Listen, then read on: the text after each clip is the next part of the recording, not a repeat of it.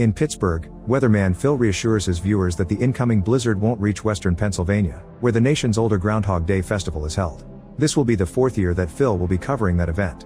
He's energetic and funny on camera, but as soon as the recording ends he shows his true colors. Phil thinks this small news station is beneath him and doesn't treat his co-workers well. On February 2nd, the new team drives to Punxsutawney. Phil keeps complaining about the festival, calling it stupid. His producer Rita thinks it's very cute, so Phil judges her for it. When they arrive at the hotel, Phil gives him a sarcastic answer to get rid of him. In the dining room, the manager tries to chit-chat too and mentions the blizzard.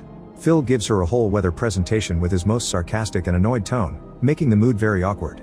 The manager is still nice and wonders if he'll check out today, so he answers that there's a 100% chance of him leaving. Outside, a homeless man is asking for change and Phil only pretends to search his pockets without the intention of giving him anything. At that moment Phil is approached by a very enthusiastic man who greets him like an old friend. When the team tries to go home, they discover that the blizzard has arrived and the highway has been closed. Phil gets angry and goes to argue with the state trooper, refusing to admit his prediction was wrong and calling this weather just a few flakes. The trooper refuses to open the road and sends him back. Afterward Phil tries to call the weather department, but all the long-distance lines are down. A man accidentally smacks with a snow shovel when he walks by. In the evening, Phil goes to a bar to grab a drink. Rita and Larry show up to ask if he wants to go to the groundhog dinner, but Phil insults them and chooses to be alone in his room. When Phil tries to shower, he finds the water extremely cold and his mood gets worse. The next morning, the clock strikes 6 again with the same song and the radio hosts say the blizzard is coming. When they mention the festival, Phil gets confused and looks out the window. There are no signs of the blizzard, which confuses him even more. As he leaves the room, the same man tries to chit-chat about the weather, so Phil pushes him against the wall and wonders if this is a prank. He asks the date and the man says it's February 2nd, which makes no sense. In the dining room, the manager also asks the same weather question, so Phil calls it déjà vu. When she asks if he's checking out today, he answers that there's an 80% chance of him leaving. Outside, Phil sees all the locals going to the festival. The homeless man is in the same corner and Ned approaches Phil again with exactly the same words.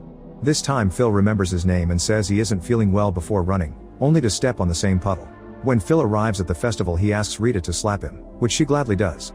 He tells her he's having a weird problem and that they need to talk, but Rita wants to finish the job first. Phil does the presentation and the groundhog's result is the same, so Phil leaves without finishing the report. Back in his room, Phil ends up in a cold shower again. Then he tries to make a call but the blizzard has arrived and the long-distance lines aren't working.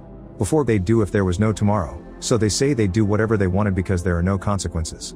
Excited by this idea, Phil runs over a mailbox, so a police car starts following them.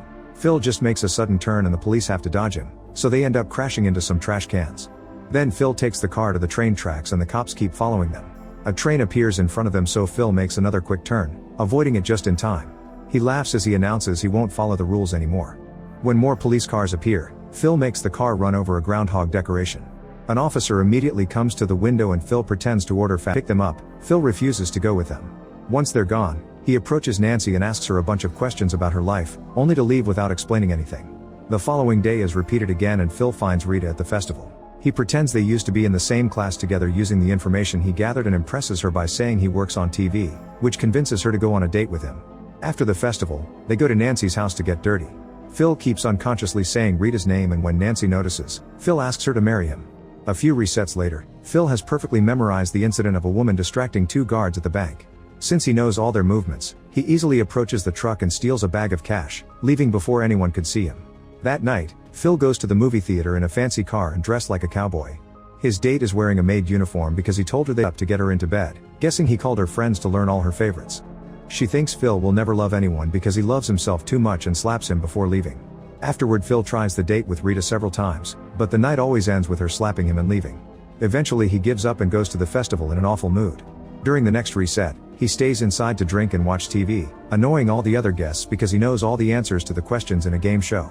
As the day continues to reset, Phil's mood gets worse. Sometimes he goes to the festival and says horrible things for the camera, other times he breaks the clock. One day during his report, he mentions that winter can never end as long as the groundhog keeps seeing his shadow. This makes him think that his loop won't end until he stops the groundhog. After the festival, falling asleep cuddling him, Phil kisses her cheek and says how much he loves her. On the next reset, Phil decides to follow Rita's advice. After giving all his pocket money to the homeless man, he shows up at the festival with coffee and pastries for his team.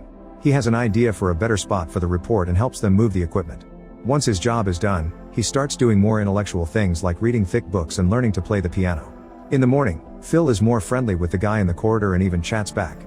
He continues to take up hobbies, and thanks to all the repetition, he becomes a great piano player and learns how to make beautiful ice sculptures.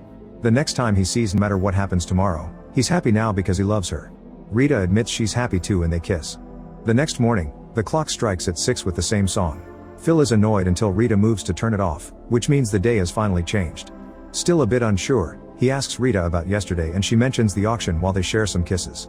Then Phil checks the window and sees all the snow from the blizzard. Feeling incredibly happy, Phil gets back in bed to celebrate with Rita. Moments later, the new